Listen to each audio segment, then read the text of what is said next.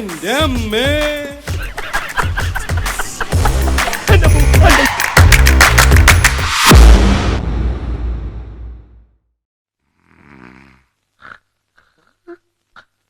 Yes, Your Honor.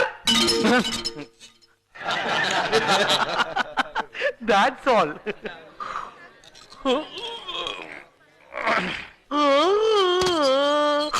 കുറച്ചുകൂടെ നീട്ടി ചിഹ്നം വിളിക്ക്. അത് കേട്ടിട്ടെങ്കിലും രണ്ട് കക്ഷികളൊന്ന് കേറട്ടെ. താൻ ഞങ്ങളങ്ങനെ കൊച്ചാക്കൊന്നും വേണ്ട. ഈ അഡ്വക്കേറ്റ് ജയകൃഷ്ണനും അദ്ദേഹത്തിന്റെ ജൂനിയറായ അഡ്വക്കേറ്റ് പൊന്നപ്പനും കേസുകളില്ലാത്തതേ ഞങ്ങൾ കേസുകൾ എടുക്കാത്തോണ്ടാ. ദേ ഇപ്പൊ തന്നെ ഈ ആലത്തൂർ കൊലക്കേസ് വന്നിട്ടേ ജയകൃഷ്ണൻ സാർ അത് എടുത്തില്ല. അതിനാ കേസ് രാധിക മേഡത്തിനാണല്ലോ വന്നത്. അതെ, അതുകൊണ്ടുള്ള കേസ് എടുക്കാഞ്ഞേ. അതേതായാലും നന്നായി. തന്റെ ഈ ജയകൃഷ്ണൻ സാറ് ആദ്യമായി വാദിച്ച കേസിന്റെ കഥയറിയോ? അദ്ദേഹത്തിന്റെ വാദം കേട്ട് അങ്ങേരുടെ കക്ഷി കോടതിയിൽ വെച്ച് ഹാർട്ട് അറ്റാക്ക് വന്ന് ചത്തു. ഒബ്ജക്ഷൻ. എന്റെ ഒബ്ജക്ഷൻ സക്സസ് ആവില്ലേ? ഇനി ഒബ്ജക്ഷൻ ഒബ്ജക്ഷൻ എന്ന് പറഞ്ഞ എന്റെ മുഖത്ത് തുപ്പിയാലുണ്ടല്ലോ. എടോ, ആ കക്ഷിക്ക് ഹാർട്ട് അറ്റാക്ക് വന്നത് സാറിന്റെ വാദം മോശമായതുകൊണ്ടല്ല, അദ്ദേഹത്തിന്റെ കക്ഷിക്ക് വാദരോഗം ഉണ്ടായതുകൊണ്ടാ. വാദരോഗമുള്ളവർക്ക് ഹാർട്ട് അറ്റാക്ക് വരും. ആ കക്ഷിക്ക് ഹൃദയത്തിലായിരുന്നു വാദം, ഹൃദുവാദം. വേറെയും രണ്ട് കേസ് വാദിച്ചിട്ടുണ്ടല്ലോ നിന്റെ സാറ്. അതെ, ആ രണ്ട് കക്ഷികൾ സെൻട്രൽ ജയിലാണ്. അവർ വളരെ സന്തോഷത്തിലാണ്. ജയിലിൽ കിടക്കുന്നതുകൊണ്ടോ? അല്ല, അവർക്ക് ഹാർട്ട് അറ്റാക്ക് വന്നില്ലല്ലോ. എന്താ? ഞങ്ങളൊരു കേസിന്റെ കാര്യത്തിന് വന്നതാ. അയ്യോ, വരൂ. ജയകൃഷ്ണൻ സാർ അകത്തൊരു പ്രമാദമായ കേസ് പഠിച്ചോണ്ടിരിക്കുക. പഠിച്ചോട്ടെ, അദ്ദേഹത്തെ ശല്യപ്പെടുത്തണ്ട. ഞങ്ങൾ അഡ്വക്കേറ്റ് രാധികയെ കാണാൻ വന്നതാ. അതെ, സംഗതി രാധിക നല്ല അഡ്വക്കേറ്റ് ഒക്കെ തന്നെയാ, കാണാനും കൊള്ളാം. പക്ഷേ ഫീസിന്റെ കാര്യത്തിൽ ഭയങ്കര കത്തിയാ. ജയകൃഷ്ണൻ സാറിന് ഫീസും കുറവാ. പോരാത്തതിന് ഓണം പ്രമാണിച്ച് ഫീസിൽ 50% വിലക്കുറവുണ്ട്. അതിന് ഓണം കഴിച്ചിട്ട് 2-3 മാസമായില്ലേ? പക്ഷെ വിലക്കുറവ് പിൻവലിച്ചിട്ടില്ല. മാത്രല്ല, ഇപ്പൊ കേസ് ഏൽപ്പിച്ചൊരു ഫ്രീ ഗിഫ്റ്റ് കിട്ടും. അറിയാം, സെൻട്രൽ ജയിലല്ലേ. എന്താ പൊന്നപ്പാ, കക്ഷികള് വീണില്ലേ? കളിയാക്കൊന്നും വേണ്ട. നിങ്ങളുടെ പുന്നാര സഹോദരൻ ഒരു കേസെങ്കിലും കിട്ടിക്കോട്ടെ എന്ന് കരുതിട്ടാ. ഈ മുളോണിയും കഴിഞ്ഞു. ഇയാൾ എന്തിനാ അടുക്കളക്കാരും തിരക്കുന്നേ? അടക്കളക്കാരിയൊന്നല്ല, കോടതിക്കാരിയാ. എന്റെ വക്കീൽ കോട്ട് എടുത്തിട്ട് നിങ്ങൾ കാക്കി ഓടിക്കാൻ തൂക്കിട്ടിരിക്കണേ. ഓ, അങ്ങനെങ്കിലും ഒരു ഉപയോഗം അതുകൊണ്ടുണ്ടല്ലോ. ഇത്രയ്ക്ക് അത്യാവശ്യമായിട്ട് അതങ്ങനെ കിട്ടിയിട്ടെന്തിനാ? വൈകുന്ന ഒരു കേസ് ഉണ്ട്, വായനശാലയുടെ.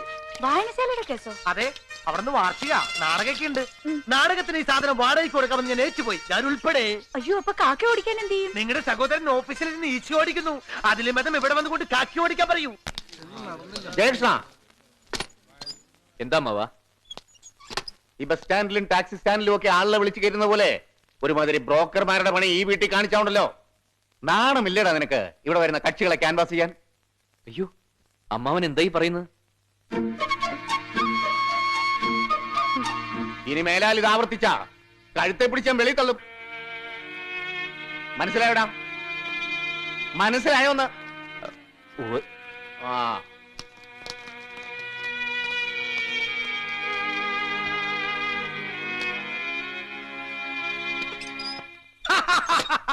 I am sorry. ജയേട്ടന്റെ ബുദ്ധിമുട്ടുകൾ എനിക്ക് അറിയാവുന്നുണ്ട്. ഒരു കേസെങ്കിലും ജയേട്ടന് കിട്ടിക്കോട്ടെ എന്ന് കരുതിയാ ഞാൻ ക്യാൻവാസിംഗിന് ഇറങ്ങിയത്. ഇത്രയും ആളുകളുടെ മുമ്പിൽ വെച്ച മനുഷ്യന്റെ വായിൽ കൂടി കേൾപ്പിച്ചപ്പോ നിനക്ക് തൃപ്തിയായില്ലടാ? തൃപ്തിയായി സാറേ, എനിക്ക് സന്തോഷായി. ഇപ്പോഴെങ്കിലും സാർ ഇത് ചെയ്തല്ലോ. മനസ്സ് നിറയെ ഇപ്പൊ സന്തോഷ. എന്റെ കണ്ണുകൾ എനിക്ക് വിശ്വസിക്കാൻ കഴിയുന്നില്ല. നീ എന്തായി പറയുന്നത്? അല്ല, എന്നെ തല്ലാനായിട്ടാണെങ്കിലും ഈ നിയമപുസ്തകം സാർ ഒന്ന് കൈകൊണ്ട് തൊട്ടല്ലോ. നീലക്കുറിഞ്ഞു പോക്കുന്ന പോലെ വല്ലപ്പോഴും കാണാൻ കിട്ടുന്ന അപൂർവ കാഴ്ചയിലേത്. നീലക്കുറിഞ്ഞല്ല, നിന്റെ കൊരണവള്ളി ഞാൻ ഞെക്കി പൊട്ടിക്കും.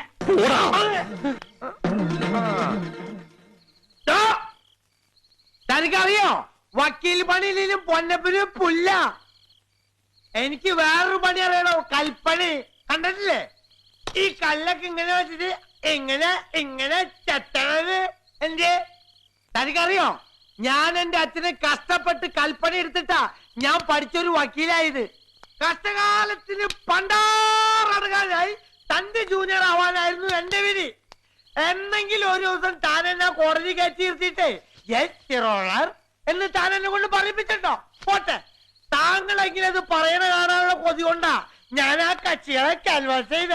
അപ്പൊ തനിക്കത് തല്ലണല്ലേ? തല്ലണോ? തല്ലേ? പൊന്നപ്പ പോട്ടടാ, അപ്പോഴത്തെ ഒരു പ്രാന്തിന് ഞാൻ അങ്ങനെയൊക്കെ ചെയ്തു പോയതാ. സോറി. എന്റെ സാറേ, സാറ് സോറി പറയേ. ആക്ച്വലി സാറിന്റെ കയ്യിൽ നിന്ന് 2 കൂടി വാങ്ങിച്ചിട്ട് പോയി കിടന്നുറങ്ങാനാ ഞാൻ 2 അടിച്ചിട്ട് ഇങ്ങോട്ട് വന്നത്. സാറേ, സാറിന് അറിയോ, ഇങ്ങടെ അടുത്തിരിക്കാൻ സത്യത്തിൽ സാറിന് ഒരു കേസ് കിട്ടാൻ വേണ്ടി ഒരാളെ കൊന്നിട്ട് ആ കേസിലെ പ്രതിയാവാൻ ഞാൻ തയ്യാറാ. പക്ഷേ ആ കേസ് സാറ് വാദിച്ച എനിക്ക് കൊലക്കയറ് ഉറപ്പാന്നറിയാവുന്നോണ്ടാ ഞാനത് ചെയ്യാൻ. സോറി സാറേ, സോറി സാറേ, സോറി സാറേ, സോറി സാറേ, തേരോട്ടം. ഹലോ പങ്കജാക്ഷൻ. പങ്കജാക്ഷൻ ചേട്ടനല്ലേ? അതെ. എന്നെ നിങ്ങൾക്ക് എങ്ങനെ അറിയാം? അത് കൊള്ളാം. പങ്കജാക്ഷൻ സാറിന് അറിയാത്തായിട്ട് ഈ നാട്ടിൽ ആരാ ഉള്ളത്? ദൈവമേ, ഞാൻ അത്രക്ക് ഫേമസ് ആണോ? പിന്നെ ആട്ടെ, നിങ്ങൾ ആരാ? ഞങ്ങൾ ഇലക്ട്രീഷ്യൻസാ. ഇവിടെ സ്വിച്ച് ബോർഡിന് എന്തോ കംപ്ലൈന്റ് ഉണ്ടെന്ന് പറഞ്ഞ് നമ്പ്യാർ സാർ പറഞ്ഞിട്ട് വന്നാ. ഇവിടെ വന്നപ്പോഴല്ല അറിയുന്നത്. നമ്പ്യാർ സാറിനല്ല, അതൊക്കെ അവർക്ക് അറിയാവുന്നതിനേക്കാൾ കൂടുതൽ കാര്യങ്ങൾ പങ്കജാക്ഷൻ ചേട്ടൻ അറിയാന്ന്. ഈ മെയിൻ സ്വിച്ച് ബോർഡ് എവിടെയാ പങ്കജാക്ഷൻ സാറേ? ഒരു മിനിറ്റ്. ഈ പ്രാന്തമാർക്ക് എന്താ പ്രാന്തായോ? എന്താണ് പ്രശ്നം? അയ്യോ തമാശ ചേട്ടന്മാരെ, ഭയങ്കര തമാശ. ഞാനൊരു നുണ പറഞ്ഞു ഈ വട്ടന്മാരോട്. നമ്മുടെ ഗേറ്റിൽ കൊണ്ടുവന്ന് ബിരിയാണി വിതരണം ചെയ്യുന്നുണ്ടെന്ന്. എല്ലാ ഭ്രാന്തന്മാരും കൂടി ഇപ്പൊ കിട്ടും ബിരിയാണി എന്ന് പറഞ്ഞു ഓടിയത് ഞാനോട് പറ്റിച്ച്. അതിന് നീയും പുറകെ ഓടുന്നുണ്ടല്ലോ, അതെന്തിനാ? ഇനി ചിലപ്പോ അവിടെ ബിരിയാണി കൊടുക്കണ്ടെങ്കിലാ പറയാൻ പറ്റൂലേ. കഷ്ടം. അവന്റെ കല്യാണത്തിന് അവന്റെ പെണ്ണ് മരിച്ചുപോയി. അന്ന് തുടങ്ങിയ 3 ചന്ദനത്തിനും കത്തിച്ചുകൊണ്ടുള്ള നടപ്പ്. അതൊക്കെ പറഞ്ഞിട്ട് എന്താ കാര്യം? ഇവിടെ എല്ലാത്തിനും പിന്നിൽ ഓരോ കഥകളുണ്ട്. വാ.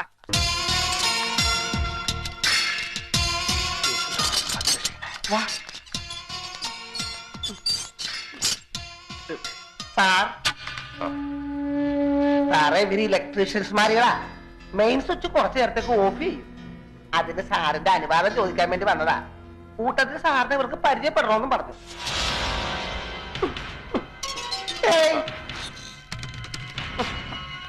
ഞാനേ ഈ താക്കോല് കൊടുത്തിട്ട് വരാം. ഞാനിവിടെ ഉണ്ട്. Hello. Hello, electrician? Yes. No, ഇതൊരു അധ്വാനിക്കുന്നവന്റെ കൈയല്ല. ജീവിതത്തിൽ ഒരു പണിയും ചെയ്യാത്ത ഒരുത്തന്റെ കയ്യാ. ശരിയല്ലേ? Correct, very correct. ഞാൻ പൊന്നപ്പൻ. ഇത് പണിയെടുക്കുന്നവന്റെ കയ്യാ. പക്ഷേ ഇലക്ട്രീഷ്യൻ അല്ല. നീ ഒരു കൽപ്പണിക്കാരനല്ലടാ. അയ്യേ, ശരിയാ. കൊടുകൈ കലക്കി കളഞ്ഞു. ഇനി ഉള്ളത് പറയാലോ. ഞാനൊരു അഡ്വക്കേറ്റാ. അഡ്വക്കേറ്റ് ജയകൃഷ്ണൻ. ഇതെന്റെ ജൂനിയർ അഡ്വക്കേറ്റ് പൊന്നപ്പൻ. ഹരിനാരായണനെ ഈ തടവറയിൽ നിന്ന് രക്ഷപ്പെടുത്താൻ വേണ്ടിയിട്ടാണ് ഞങ്ങൾ എത്തിയിരിക്കുന്നത്. പുള്ളി ഹാപ്പിയായി. ഞാനൊരു മുഴുഭ്രാന്തന, ആശുപത്രിയിൽ അടക്കപ്പെടേണ്ടവൻ. ഹൈക്കോടതി വിധിച്ചത് അങ്ങനെയാ. ആ വിധിയെ മറികടന്നിട്ട് എന്നെ രക്ഷപ്പെടുത്താൻ നിങ്ങൾക്കെന്നല്ല ആർക്കും കഴിയില്ല. അതുമല്ല, ഇവിടെ നിന്ന് ഇറങ്ങിയിട്ട് ഇനി ഒരു പുതിയ ജീവിതം എനിക്ക് കിട്ടാനുമില്ല. എനിക്കൊരു ജീവിതം കിട്ടും, അത്രയ്ക്ക് പ്രശ്നത്തിലാണ് ഞാൻ. ഈ കേസും കൂടി കിട്ടിയില്ലെങ്കിൽ അമ്പലമുറ്റത്തിരുന്ന് ചില സ്വാമിമാര് പിച്ചെടുക്കണ കണ്ടിട്ടില്ലേ? അതുപോലെ കോടതി മുറ്റത്തിരുന്ന് വക്കീൽ കോട്ടിട്ട് തെണ്ടേണ്ടി വരും ഞങ്ങള്. താങ്കളെ രക്ഷപ്പെടുത്താൻ ആവശ്യമായ എല്ലാ വിവരങ്ങളും ലോ പോയിന്റ്സും ഞങ്ങളുടെ പക്കലുണ്ട്. ഈ വക്കാലത്തിൽ ഒന്ന് ഒപ്പിട്ടെന്നാ മതി. ഈ ഇരുമ്പഴിക്കുള്ളിൽ കുരുങ്ങിക്കിടക്കേണ്ട ആളല്ല നിങ്ങൾ. നിങ്ങളെ ഞാൻ പുറത്തു കൊണ്ടുവരും. നിങ്ങളുടെ ജ്യേഷ്ഠനുണ്ടല്ലോ, അയാൾ കൊണ്ടുവരുന്ന ഏതൊരു അഡ്വക്കേറ്റിനെയും എതിർത്ത് തോൽപ്പിക്കാനുള്ള കഴിവും കരുത്തും എനിക്കുണ്ട്. എന്തേ? ധൈര്യമായിട്ട് ഒപ്പിട്ടോളൂ പ്ലീസ്, പ്ലീസ്.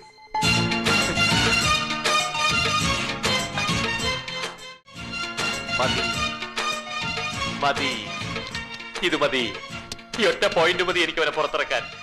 താങ്ക് യു മോളെ. എന്താ? താങ്ക് യു മോളേന്ന്. ഈ പേജ് കൂടെ ഒന്ന് നോക്കിയേ. ഈ ഡോക്ടർക്ക് എവിടെ നിന്ന് കിട്ടുന്നു ഈ പെർഫ്യൂം ഒക്കെ? ഓരോ ദിവസം ഓരോ മണ. കോബ്ര അല്ല. പോയ്സൺ അല്ല.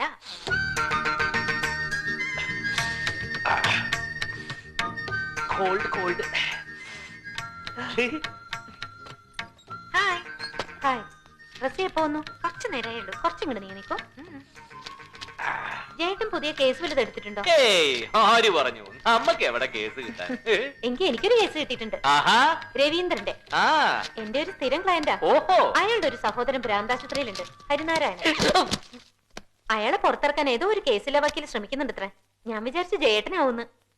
അതെ, അത് ഞാൻ തന്നെയാ. ഈ കേസ് ഞാനൊരു കലക്കും. നീ വിചാരിച്ചാലും തന്നെ തടയാൻ പറ്റില്ല. കോടതിയിൽ വെച്ചിട്ടായാലും നമ്മൾ തമ്മിലൊരു തർക്കം വേണ്ട. ഞാൻ ഈ കേസിന് ഒഴിഞ്ഞോളാം. അയ്യോ, അത് വേണ്ട മോളെ. നീ ഒഴിഞ്ഞ അവര് വേറെ നല്ല അഡ്വക്കേറ്റിനെ വെക്കും. അതുമല്ല, എനിക്ക് നിന്നെ കോടതിയിൽ വെച്ചൊന്ന് തോപ്പിക്കണം. അത് നിന്നോടുള്ള വാശിയല്ല, നിന്റെ അച്ഛനോടുള്ള വാശിയാ. അങ്ങേരുടെ അഭിപ്രായത്തിൽ നീ വലിയ ബുദ്ധിമതിയും ഞാനൊരു മണ്ടനുമാണല്ലോ. നീയും നിന്റെ അച്ഛനുവേ BA LLB, അഡ്വക്കേറ്റ് ജയകൃഷ്ണനെ MA LLM. എന്നിട്ട് എന്താ കാര്യം? തെറി ഞാൻ പറയൂ. എടി, നിന്നേക്കാ 100 മടങ്ങ് ബുദ്ധിയും ശക്തിയും എനിക്കാണെന്നുള്ളതേ നിന്റെ അച്ഛന്റെ മുമ്പിൽ ഞാൻ തെളിയിക്കും. എന്നിട്ട് നിന്റെ കഴുത്തിൽ ഞാൻ താലി കെട്ടു. അപ്പൊ ഞാൻ ഒരുപാട് കാലം കാത്തിരിക്കേണ്ടി വരും. ജയകൃഷ്ണ, ഇതെനിക്ക് വളരെ വേണ്ടപ്പെട്ട ആളാ, മിസ്റ്റർ രവീന്ദ്രൻ. നമസ്കാരം. ഞാൻ വെള്ളാടിച്ചോട് പറയില്ല, ഞാനൊരു കോടീശ്വരനാ. എല്ലാ സൗഭാഗ്യങ്ങളും എനിക്കുണ്ട്. 2 ശാപങ്ങളെ എന്റെ ജീവിതത്തിലുള്ളൂ. അതിലൊന്ന് ഈ മദ്യപാനമാ. 2ാമത്തേത് എന്റെ സഹോദരൻ. താൻ ഭ്രാന്താശുപത്രിയിൽ പോയി കണ്ടില്ലേ, ഹരിനാരായണൻ. ഓ, നമ്മളിതിനു മുമ്പ് എവിടെ വെച്ചോ കണ്ടിട്ടുണ്ടല്ലോ. ഇല്ലല്ലോ. ചിലപ്പോ ഞാൻ വെള്ളം അടിച്ചോണ്ട് തോന്നുന്നതായിരിക്കും അല്ലേ? അതെ അതെ. പക്ഷേ ഇത് ഞാൻ വെള്ളം അടിച്ചോണ്ട് പറയുന്നതല്ല. ഹരിനാരായണൻ ഭ്രാന്തനാ. അവനെ ഭ്രാന്താശുപത്രി കടത്തിയിരിക്കുന്നത് ഞാനാ. അവൻ പുറത്തിറങ്ങിയ അതെനിക്ക് ആപത്താ. ജ്യേഷ്ഠൻ ചോദിക്കുന്ന പണം ഞാൻ തരാം. ഈ കേസ് കുത്തിപ്പോക്കരുത്. എനിക്ക് കാശിന് ഒരുപാട് ആവശ്യമുണ്ട്. കൊള്ളാം. പക്ഷെ ഈ കേസ് ഞാൻ കുത്തിപ്പോക്കും. വേണ്ട, ആ കേസ് അങ്ങ് വിട്ടേരെ. ഇല്ലമ്മ, ഞാൻ ആ കേസ് ഏറ്റെടുത്തു പോയി. ഞാൻ മിസ്റ്റർ രവീന്ദ്രന് വാക്ക് കൊടുത്തു കഴിഞ്ഞു. ജയകൃഷ്ണ കേസ് എടുക്കുന്നില്ല, മനസ്സിലായോ? അമ്മാവൻ എന്നോട് ക്ഷമിക്കണം. ഇക്കാര്യത്തില് എന്നെ നിർബന്ധിക്കരുത്. എടോ ജയകൃഷ്ണ, മനുഷ്യനായ കുറച്ചൊക്കെ നന്ദി വേണം. തന്റെ അമ്മാവനല്ലേ തന്നെ വളർത്തി വലുതാക്കിയത്. അങ്ങേര് പറഞ്ഞാൽ താൻ അനുസരിച്ചേ പറ്റൂ. ഇല്ലെങ്കിൽ തല്ലി അനുസരിപ്പിക്കും. അയ്യോ, അതൊക്കെ നിങ്ങൾക്ക് വലിയ ബുദ്ധിമുട്ടാവില്ലേ? എനിക്കൊരു ബുദ്ധിമുട്ടുമില്ല. ആളുകളെ തല്ലിക്കൊക്കെ എന്റെ സ്ഥിരം ഏർപ്പാടാ. എന്നത്തെ എനിക്ക് അറിയാഞ്ഞിട്ടാ. കുടിച്ചാ മൂക്കത്തെ കുടിക്കും, സ്നേഹിച്ചാ മൂക്കത്തെ സ്നേഹിക്കും, ഉപദ്രവിച്ചാ മൂക്കിടിച്ചു വരുത്തും. എടഞ്ഞാ രവീന്ദ്രൻ ചെറ്റയാ, വെറും ചെറ്റ. ആണോ? എങ്കിൽ ഇറങ്ങി പോടോ ചെറ്റേ. എടോ വേണോനെ, താൻ എന്ത് പറഞ്ഞാലും തന്റെയും മരുമകൻ അനുസരിക്കും താൻ വിയം മുഴക്കിയല്ലോ. എന്നിട്ടിപ്പോ എന്തായി? ഇനിയും ഞാൻ ഇവിടെ നിന്നാൽ തന്റെ ഈ മരുമകൻ കുലിച്ചു നിർത്തി കൂട്ടലിൽ ഇരിക്കണം ഞാൻ കാണേണ്ടി വരും. വിഷപ്പാറിനെയാണോ താൻ നിയമം പഠിപ്പിച്ചത്? പാല് കൊടുത്ത കൈക്ക് തന്നെ അവൻ വെള്ളം കിടും. അയ്യോ, സോറി, അറിഞ്ഞോണ്ടല്ല, മനഃപൂർവ്വല്ലേ. എടാ, എന്നോട് കളിച്ചാലോട്ടല്ലോ. നിന്റെ ഈ കറുക്കലം പുറത്തെ മോന്ത് ഞാൻ ഇടിച്ചുടച്ചു കളയും. അപ്പോ മുന്നോട്ട് പോകാൻ തന്നെ തീരുമാനിച്ചു? അതെ, വാശിക്കൊള്ളാം. പക്ഷേ കോടതിയിൽ നിനക്ക് നേരിടേണ്ടി വരുന്നത് എന്റെ മകളെയാണ്, അഡ്വക്കേറ്റ് രാധികയെ.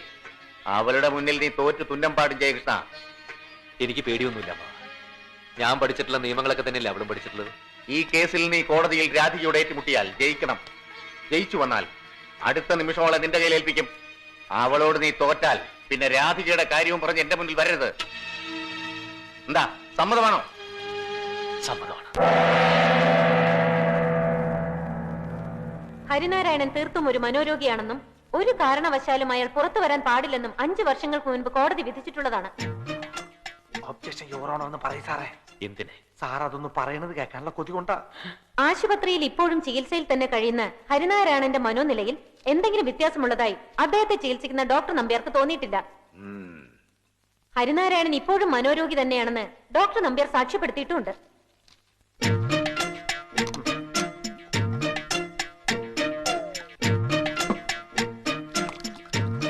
അതുകൊണ്ട് തനിക്ക് ഭ്രാന്തില്ലെന്നും തന്നെ ഹോസ്പിറ്റലിൽ നിന്നും വിട്ടുകിട്ടണമെന്നുള്ള ഹരിനാരായണന്റെ വാദത്തിന് പ്രസക്തിയില്ല. സാധാരണഗതിയിൽ എനിക്ക് ഭ്രാന്തില്ലെന്നല്ലേ ഭ്രാന്തുള്ള ഏതൊരാളും പറയാറ്. ഈ കേസ് റീഓപ്പൺ ചെയ്യാൻ യാതൊരുവിധ കാരണങ്ങളും ഇല്ലാത്ത സ്ഥിതിക്ക് ബഹുമാനപ്പെട്ട കോടതിയുടെ വിലയേറിയ സമയത്തെ മാനിച്ച് ഈ കേസ് പരിഗണനയ്ക്കെടുക്കരുതെന്ന് ഞാൻ അപേക്ഷിക്കുന്നു. അല്പം കൂടി വെള്ളം.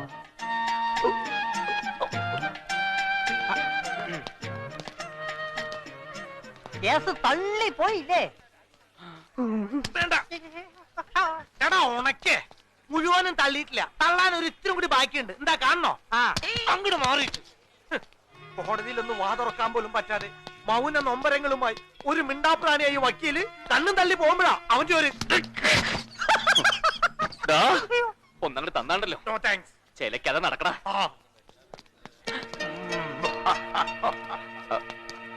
എടോ, എന്തോ എന്റെ മോക്ക് നല്ലൊരു കല്യാണാലോചന കൊണ്ടുവരണം. ഇത്രയും നാൾ അവക്കൊരു ശനിയുടെ അപകാരം ഉണ്ടായിരുന്നു. ഇപ്പൊ അത് മാറി. ഞാൻ കൊണ്ടുവരാം. എത്ര വയ്യന്മാരെ വേണം? ഇതുപോലത്തെ പഴങ്കഞ്ഞി മോറന്മാരൊന്നുമല്ല, നല്ല ചടാന്നുള്ള ആമ്പിള്ളാരെ. എന്താണ് ആളായാലേ? ആള് മാറിപ്പോവും. പിന്നെ പെറ്റ തള്ള കണ്ടാ പോലും തിരിച്ചറിയില്ല. എന്താടാ പൊന്നപ്പാ? ചില പണികളൊക്കെ കൈവശം ഉണ്ടെന്ന് പറയായിരുന്നു. വക്കീൽ പണി പഠിക്കാനാണെങ്കിൽ നീ ഇവന്റെ പിന്നാലെ നടക്കണ്ട. ആ പണി എന്താണെന്ന് ഇവന് തന്നെ അറിയില്ല. നിനക്കൊരു പണി അറിയാമല്ലോ, കൽപ്പണി. അത് നീ അവന് പഠിപ്പിച്ചുകൂടെ? അതിലും അവൻ ശോഭിക്കുമെന്ന് തോന്നുന്നില്ല. ആ നാളെ രണ്ടുപേരും കൂടെ എന്റെ വീട്ടിലേക്ക് വാ. എന്റെ സെപ്റ്റി ടാങ്ക് പൊട്ടിക്കിടക്കുക, അതൊന്ന് സിമന്റ് ഇടണം. നിനക്കൊരു പണിയുമായി, ഇവനൊരു ട്രെയിനിങ്ങുമായി. വേണ്ട സാറേ, കൂൾ ഡൗൺ. ഏത് പട്ടിക്ക് ഒരു ദിവസം ഉണ്ടെന്നല്ല പറയാറ്, അതുപോലെ സാറിനുണ്ടാവും ഒരു ദിവസം. ഒരു ശക്കല കുഴപ്പമുണ്ട്. ഈശ്വരന്മാര് പോലും ചെയ്യാൻ മടിക്കുന്ന ഉപകാരല്ലേ ജയേട്ടന്റെ ജാതിയും അയാൾക്ക് വേണ്ടി ചെയ്തത്. ഒക്കെ കണ്ടുകൊണ്ട് നിൽക്കുമ്പോ ഉള്ളു തിളക്കായിരുന്നു. ഇത്രയും നേരം കൺട്രോൾ ചെയ്ത പാട് എനിക്കറിയും. പൊന്നപ്പാ, ചേട്ടാ ഓക്കെ ഓക്കെ ഓക്കെ, കുഴപ്പമൊന്നുമില്ല. അവന് തുടങ്ങി, ഹരിനാരായണന്റെ ഭ്രാന്ത് തുടങ്ങി. താൻ എന്താ ഈ പറയുന്നേ? എന്ത് പറ്റി? തനിക്കും ഭ്രാന്ത് പിടിച്ചല്ല, അവന് ഭ്രാന്ത് തുടങ്ങി. അവൻ ആ കോടതി മുറ്റത്തിരുന്ന് പൊട്ടി പൊട്ടി കരയുക. അവന് സന്തോഷം അടക്കാൻ പറ്റാഞ്ഞിട്ടാ കോടതി അവന് വെറുതെ വിട്ടില്ല. ഏയ്, സന്തോഷം അടക്കാൻ പറ്റാഞ്ഞിട്ടല്ല. 5 വർഷത്തിന് മുമ്പ് ഈ വെട്ടുന്നതിന് മുമ്പ് അവൻ എന്നെ കെട്ടിപ്പിടിച്ചൊരു കരച്ചിൽ കരഞ്ഞു, ഈ എന്നും പറഞ്ഞ്. അതേ കരച്ചിൽ അതേ ശ്രുതിയിൽ ആ വക്കീലിനെ കെട്ടിപ്പിടിച്ചവൻ ആ കോടതി മുറ്റത്തിരുന്ന് കരയ്യ, ഈ എന്ന് പറഞ്ഞ്. ഓടാ ഓടാ വക്കീലെ, തനിക്ക് ഓർമ്മയുണ്ടോ? 5 വർഷത്തിന് മുമ്പ് ഞാൻ ഇനി അത് പൊക്കല്ലേ? ഞാൻ ഇനി പൊക്കി കാണിക്കും. ദേ ഇതേ വെട്ട് അവനിന്ന് ആ വക്കീല് കവിൾന്നോ മലന്നോ കിടക്കുമ്പോൾ വെട്ടും. ഒരൊറ്റ വെട്ട്.